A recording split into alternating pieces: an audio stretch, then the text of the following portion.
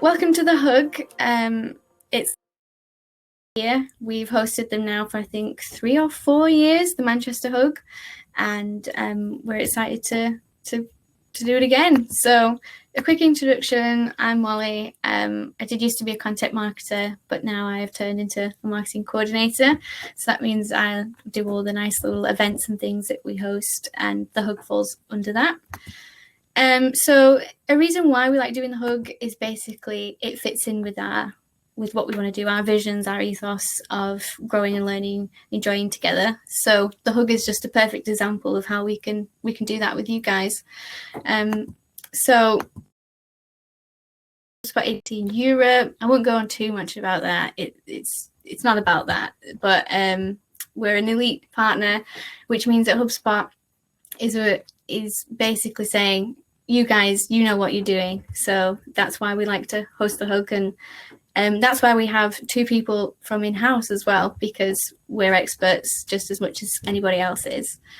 So less about us anyway. Ignore all that. And the agenda today is just a small intro. It's nice to see some new faces in here. Especially with the new platform, it's been a bit difficult to transfer you all. But I'm hoping that we can try and get some more people. And then, first of all, Mel is going to kick us off with how marketers can grow their business using inbound recruitment. She's been in this role now for a couple of years, and she's got some insights she can share. And then we've got a quick Q&A and a 5-minute brew break. And then on to Paul on how to make the most of HubSpot video and Vidyard. So, Mel, I'll pass it over to you. I'll stop sharing, and you can get started. Thanks, Molly. I got a very good sell there. It was good. I'm proud of myself. Good. So firstly, introductions. So of course, my name is Mel. This is my first Hug talk, so please be kind. I've been at Digital 22 just over 3 years in a couple of different roles, both working in the background and focused on the team. But really, the main parts of my role is employee experience and recruitment. Unfortunately for you, I'm coming from absolutely no previous marketing experience. So when joining Digital 22, I really had to get my head around everything pretty quickly, everything from inbound marketing, HubSpot, digital marketing, so I could fit in and pretend I was one of the marketing team. But through doing that, I've been able to work really closely with a team full of marketers where marketing is their world, and I've quickly been immersed into that. And being partly in that world and also in the world of HR and recruitment has been really, really great. And from that, I've learned a lot. I managed to put a lot of thought into the way that we recruit and see what works. So that's what I wanted to really share with you today, a few tips and ways of working through inbound and applying that to our recruitment strategy to attract the best people. So hopefully you can listen to me waffle on a little bit, and you don't need to make the mistakes that maybe I've made, and you can go away with some really actionable stuff that you can work on. If you're lucky enough to have a recruitment team, then there's probably a lot that you can share with them and work with them on, but also there's a lot that you can just do as marketers as well.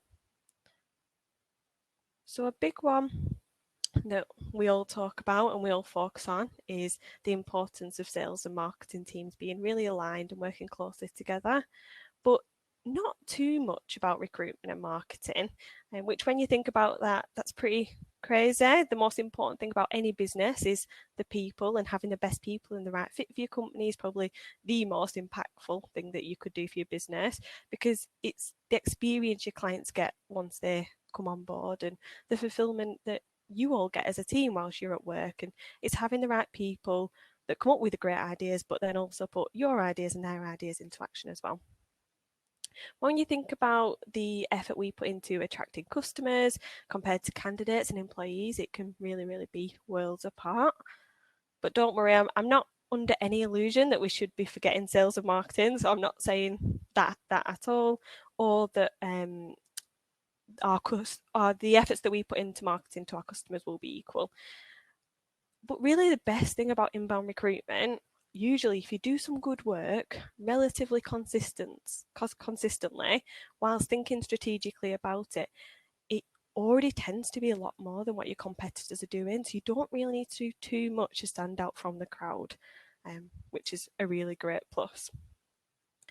Hopefully today you'll be able to go away and see the real value and the benefit of committing the time and the effort into inbound recruitment, so you can reap the rewards of hiring the best people, which is definitely the key benefit. And that's all teams, not just the marketing team, across the business. That will impact your sales and the customer happiness, and like I said, your just enjoyment at work. Hopefully save some of your precious time as well, reducing numbers of meetings and random requests from your recruitment team. I'm saying reduce, it's definitely not cancel out, as Molly definitely knows. A lot of what you can do is through upskilling your team, your recruitment team, just to help them being able to do a little bit more independently. And of course, hopefully making you look good too as marketers and getting all important results, driving results up through conversions and site visits and social engagement. So I will be talking about using your recruitment team through this, but if you don't have one, hopefully, like I said, you can still take some things away that you can use and do yourself. So we're going to look at some learning opportunities for the team, kind of where to start with this process, how to use HubSpot, looking at forms and content ideas as well. Hopefully get you started and give you a good understanding the way we approach it as well.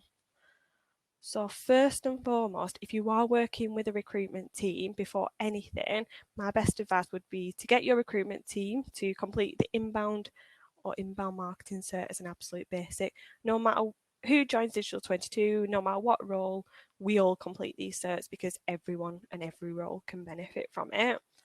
Obviously, we're being in a HubSpot agency, but I especially think recruitment teams can learn a lot from it. It's a really good place to start to get your recruitment team in the way of thinking, getting out of the day-to-day of the recruitment demand and instead thinking a bit more like a strategic marketer. And understanding that method behind it all made a huge difference for me as well. It'll mean that making everything a little clearer for your recruitment team, those things that just make sense to you or you just do naturally, will have some explanation behind it and they can start seeing the world as a marketer. And hopefully it'll take a bit of the work off you. HubSpot have done a really good job of being able to explain inbound marketing in a really, really easy way that anybody can understand. So use their resources. It's already done. They've also got a really good HubSpot blog with a lot of inbound recruitment resources on there. So it's definitely worth taking a look at that, you yourself and also your recruitment team.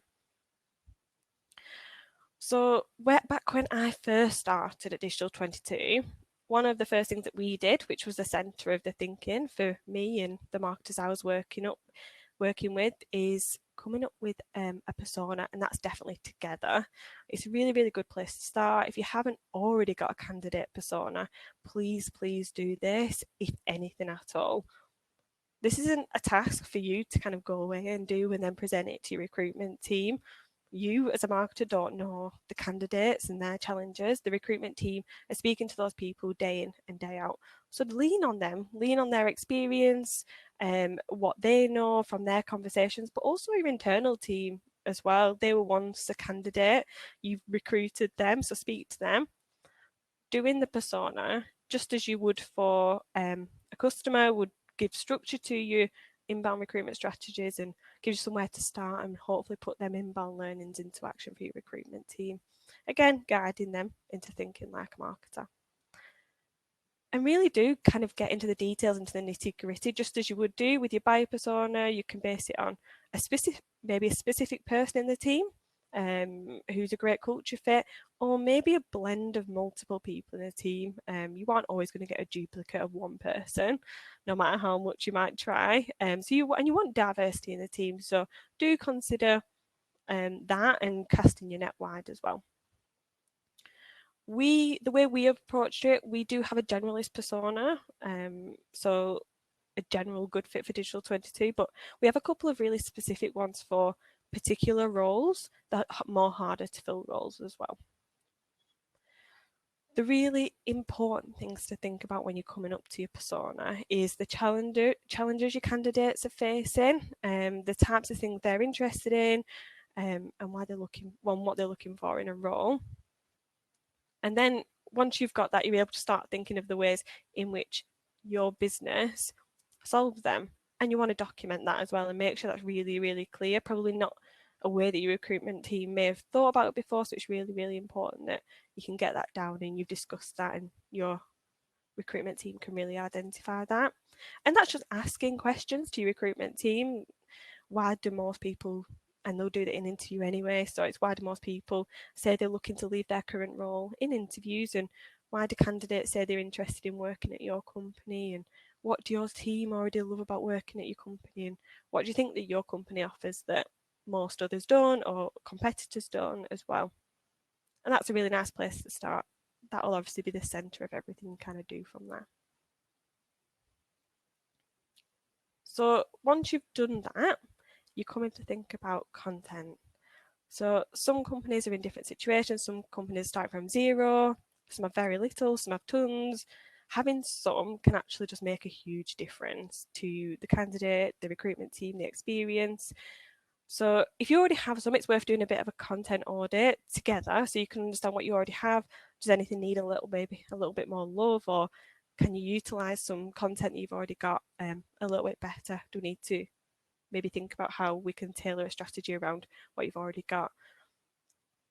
Definitely think about doing that, because generally the hard work is done for you there, if you can do that. One thing we had to really, really think about and figure out is what the tone was, and that's something that is really important to think about, because have you defined what the tone is to candidates? Is it the same as your marketing message? Is it a little bit different? For Digital 22, it probably is more casual, it's a bit more friendly, possibly less professional, but definitely not formal. We intend, the aim is to speak to our candidates like we speak to each other in the office day to day, because they're the people that we want to attract and who will enjoy working at Digital 22. And that's what you need to think about in terms of your business. Who are you trying to attract and how do they want to be spoken to? Some industries will be a lot more formal, and will need to keep that tone, but just having that conversation, just being really, really clear and being able to be creative when you can, and being able to be a bit more relaxed when you can. And it's exactly how you think about the way that you write content for your website, emails and social, which I'm sure you've all done a lot more than I have. But if, like us, it is more relaxed, then that can, one thing to be conscious of, that can really be a barrier for your recruitment team that we'll have to overcome, which is something I definitely had to adjust to, because you're getting out of the habit of formal writing after being in formal HR contracts and handbooks day to day. So you need to learn to be able to actually have fun with writing and copywriting and being creative where you actually can, and that it actually is beneficial. And that will be a challenge for most HR people. I know that a lot of HR people in HR who I speak to are very formal, and they find it difficult to write in maybe a little bit of a different tone, but you can really help that working closely with the recruitment and HR team. My best advice would be, don't take it on yourself just because you can and you're good at copywriting, and unless you have the time or you really, really want to. But ultimately, you want them to be able to write in that tone. And the best way that we found that works is through feedback loops. So if you're confident writing, then show them you do write maybe the first initial piece of content. Show them how creative they can actually be, even just maybe having a bit of a laugh with it, and then let them loose on it, give them feedback, repeat, just so they can get a little bit more confident with it. I'd say as well, especially if this is out of their comfort zone or even out of your comfort zone, look for inspiration, look for people in your industry who are doing a great job at job descriptions or copy on their website.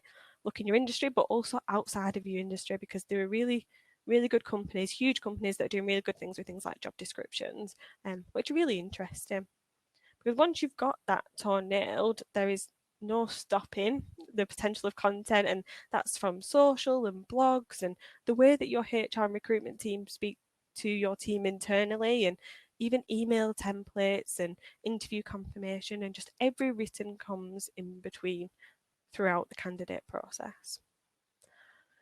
Hopefully it'll make the potentially boring messages a lot more enjoyable to read, and therefore get more engagement, which is kind of really, really what you want. once you've got all that kind of figured out, you do want to start thinking about ideas for content. I'm not going to talk through all of these, but I just thought I'd put some down if you wanted some ideas as a starting point. What we found is that as long as the content is relevant to your core values, it's the things that are important to you, recognize the challenges of your persona, and then you're generally able to reuse them in lots and lots of different ways for a pretty long time as well. Just to give you kind of a bit of an example of our situation, we are in a small town in the middle of Lancashire, pretty much in the middle of nowhere. Our pool of talent is pretty limited because we have very limited amount of agencies local to us, and out of them, not many of the agencies do exactly what we do. So we have to make sure that we attract everybody, not just people in agencies, but people who work in in-house marketing roles, who have really great skills that we want to make the most of. So, and a lot of people in the team at Digital 22 actually have in-house backgrounds, and when we spoke to them, we found a big question mark before kind of joining Digital 22 was them moving from in-house to an agency, which we wanted to, where we could, kind of mitigate that for future candidates. So based on that, what we did, we've now got a couple of blogs. So one called What It's Like Working at an Agency, and that's written by somebody in the team, as someone part of our recruitment strategy. But we've also got another one which I think is also really important, which wasn't written by a writer, but it was written by somebody in the team, called why something like why I wouldn't move back to an in-house role. And Emily wrote that, and that's from her perspective, from moving from an in-house role to an agency role, because that was one of her concerns, and she wanted to have a go at writing a blog, which was amazing. I'd definitely try and encourage that across your teams, no matter what team somebody sits in, no matter their experience in writing. We've had an apprentice write blogs before. It gives good content. It gives people a bit of an insight into your culture and what life is like at Digital 22. Makes your life really easy because you don't have to create all the content as well. But there is so much you can do with blogging and social media about your culture and work life. There's literally no end, which is really good. And a huge thing for us is social. It's really, really important to us. We have a great team who've got a really great network, so we need to double down on that. We need to be creating content, natural content sometimes, but also planned content that the team want to share to their own personal network to get the most of that. And they generally share it because it includes them, or it was something that they've enjoyed, or something that they want to share, or something that it's really, really important. And so when you can create content like that, it's really powerful because that reach is so much bigger than us just sharing it on my network or just on the Digital 22 page. And people often feel more confident just sharing content on places like LinkedIn or Instagram that's already been created, rather than just writing their own posts on top of the head. So just make it really, really easy for your team to be able to do that, because the easier it is, the more likely you're going to get them shares and get that reach. Oh, I missed that picture. So trying to make the most of content. So I thought I'd just mention here that we have now got a separate culture blog. It wasn't always like that, but having a separate blog has really, really worked for us because Digital 22 creates that so much content. Means that it's not getting mixed up. It means the candidate knows exactly where to go to when they want to know more about working at Digital 22. Not just useful HubSpot or inbound marketing resources, which the team are creating regularly. I'm not taking the space from that, which is probably aimed more at customers and potential clients. I have my own space that's dedicated to that and really easy to find for the candidates. And actually a really, really good tip that I got from the HubSpot recruiting team about repurposing the content in other ways was, and we found this really useful, is to put it into things like interview preparation. So when we organise an interview, we send an interview confirmation over with quite a few bits of content now because we've managed to get a bit of a backlog. We send over content which we think useful, so such as the core values, blog, it means that they know our core values before actually coming to the interview. They can prep really well. We've got a blog called A Day in the Life of a Content Marketer. And a content marketer actually wrote that, so I can share that with future content marketers before the interview, so they can prepare really, really well. They know exactly what the role is. It improves the candidate experience, but I can also actually share that before I have even spoke to them, if we're doing kind of outreach on LinkedIn or through email, so they can get that insight. They know the role. They don't have to get on a call with me to explain that. And again, using these on social media in exactly the same way. I use the content through outreach on LinkedIn when I'm speaking to potential future candidates, even if we're not hiring for the role right now. If I see somebody and they've got some really great experience, then we can easily share this content by still keeping LinkedIn messages really short, because you want to keep them short, because nobody's going to read a really long paragraph with you talking about the role in the business. So it means that anyone who has a little bit of a curiosity in them, they'll take a look at your blog, and then they'll at least know that there's a lot of resources there, and they'll know where that lives. So for me, thinking about HubSpot now and the actual platform, there's probably two key ways your recruitment either do or could use HubSpot to make the most of kind of their recruitment goals. And the first one I wanted to mention, which I have found has been really great, is using the Hubspot CMS. Never in a million years did I think that I would be going near a website to update it. I'd always kind of lean on developers or an agency or a marketer to make any updates at all, including adding jobs and updating content and updating job roles. And that could actually take days to get done, when in reality, what's happened with very, very little training, I can now do these things as soon as I need them done, in the moment, whenever I need them. And whenever things are maybe raised by a candidate, I can make changes immediately. This makes my life a lot easier, and not just my lives, but your lives as marketers. You're not having to jump on every tiny little thing that your recruitment team wants to do. They actually have a bit of independence, and they can manage them little bits to themselves. You don't, and rather than kind of disrupting you and pulling everybody off the workloads. The modules are really, really straightforward and so easy to use. I can add and remove things, and once it's built, anybody can make those small changes.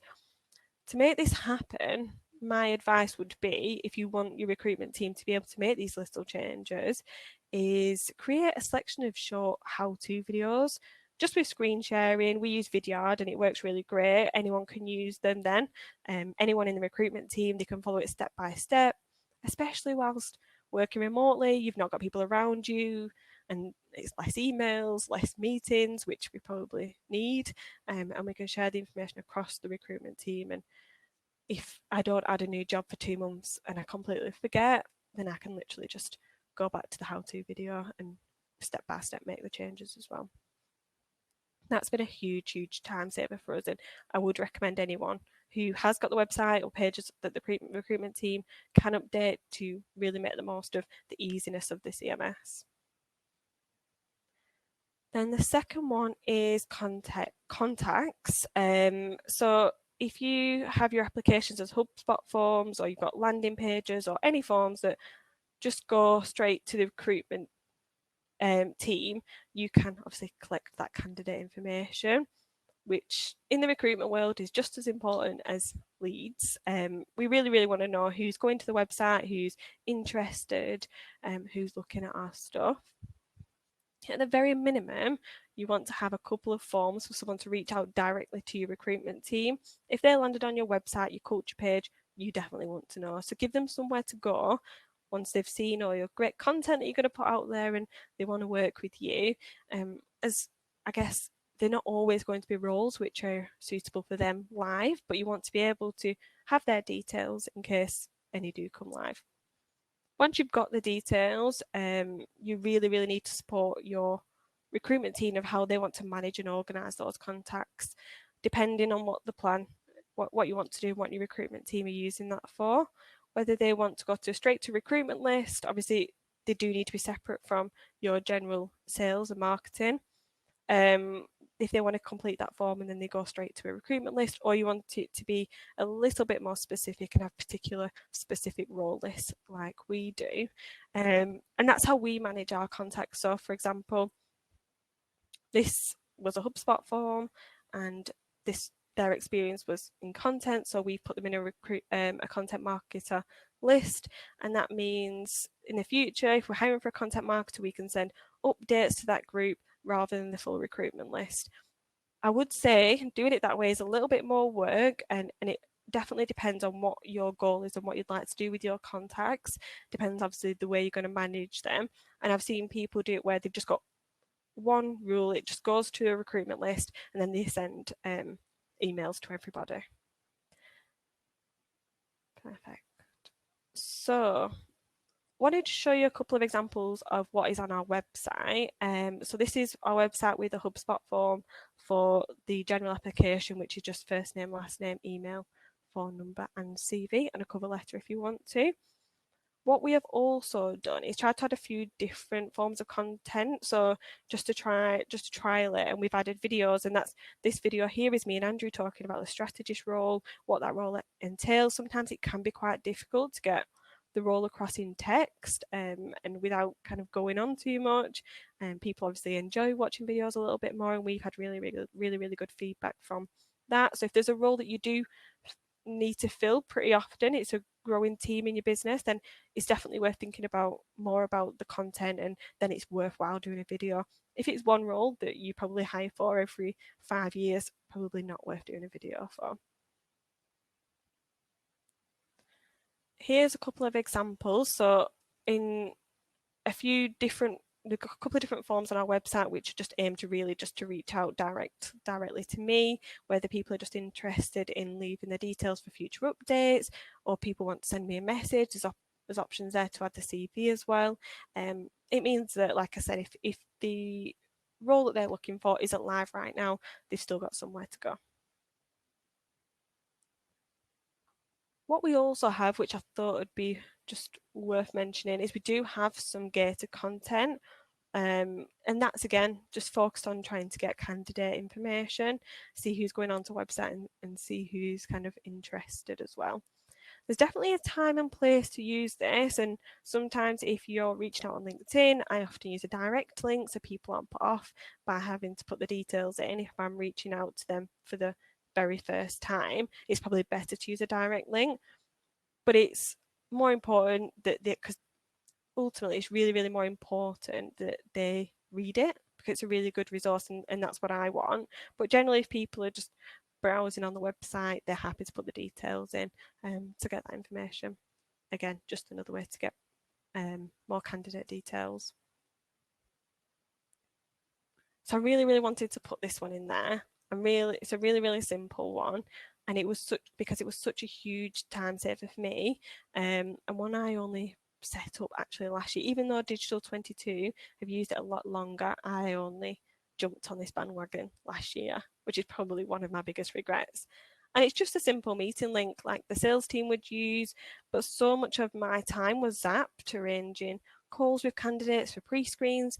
And now I've put this link within templates. It is within, I can put it into obviously LinkedIn messages, and they can just book time that works for them, making sure that their experience is a lot better, and me giving me a lot less admin as well. So if there's anything that you do or you recommend to your recruitment team, then I'd say just go away and do this, because it will save so much time. And that could be any team. I guess it doesn't need to be just your recruitment team, but if you've got a recruitment team without this, then they will probably love you if you put this in. So I'll briefly touch on email marketing. I'm pretty sure that everybody on this will know more about email marketing than I do. So like I said, I'll briefly do this. Again, this is something that I've been using videos. People have sent me over videos on Vidyard, and I can now do this myself using my contact lists on HubSpot. But how we approach it in email marketing is pretty simple, and we just do it in two different ways. One, we do updates on roles, so that's generally specific. So if we are hiring for a content marketer, we'll send that to our content marketer list, keep it really specific to the relevant groups, or we do a content roundup. So any interesting content that we've written or created recently, any interesting news, any updates, just to keep people engaged who we've got in the list. It definitely doesn't need to be often. Probably better that it isn't too often. Once a month, probably at the most. The goal is to keep them warm and engaged and keep you in their mind for when they are ready to move jobs. It's not something that they're going to decide at a whim. It's obviously a huge decision to move a job. So you just want to make sure that when they do come to that decision, you're front of mind. And then generally, as you can see, the emails have really good engagement, open rates, and definitely get a lot of responses from people, even if they're not looking or interested right now. People do tend to respond, which is great. And finally, so out of everything I've spoken about today, I just wanted to make sure that you could at least go away with some few things that you could do in your business. So I've put 5 things down, which I'd say are probably the best places to start and probably the most important from my experience. And that's get the certs done. I think that everybody can benefit from knowing the basics of inbound marketing. Create a candidate persona so you know why you're creating the content. Decide and document your tone of voice for recruitment. Especially if you don't need to be as formal as what you are in your marketing messages. That can be a huge way to get your culture across. Create some shareable content, whether that's video on blogs, and try and make sure that it's content that will stand the test of time. It means that you can reuse them on your own pages. You can get your employees to share that, and just make sure that it's obviously really, really relevant and something that your team do want to share. And finally, of course, setting up a meeting link was a really, really big one for me and a huge, huge time saver. So that's everything. Thank you very much for listening and jumping on a Monday morning and listening to me waffle on. If anyone's got any questions, feel free to message me after this, or any recruitment teams, happy for you to pass on my name, and I'm happy to have a chat with anybody. Thank you, Mel. I think as someone who went through the recruitment process, it's nice to hear that not that you hadn't put thought into it, but that there was a strategy behind it, and that marketing. And now I'm on the other side of that, and I help the people in the team as well. Definitely, it's been huge, and just even having all of that content as a resource, just there with you guys as candidates, but have that as a bit of a resource for me as well, it has been great. And we have to think really proactively about our recruitment and what we're doing, because we definitely want to stand out, and ultimately a lot of people that we hire are marketers, so things like this are really important to them as well.